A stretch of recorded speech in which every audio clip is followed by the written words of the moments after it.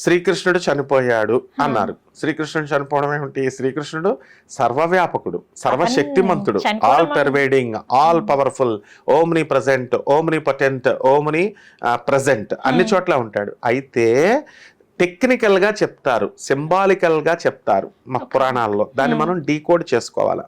ఎలా అంటే శ్రీకృష్ణ పరమాత్మ ద్వారక అనే ఊరు, సముద్రానికి ఎంత దూరము, ఈ సంఘటన అప్పుడు ఫిజికల్ బాడీని వదిలేసినప్పుడు he passed his energy into Vasundhara, అంటే భూమిలోకి తన లైట్ ఎనర్జీ.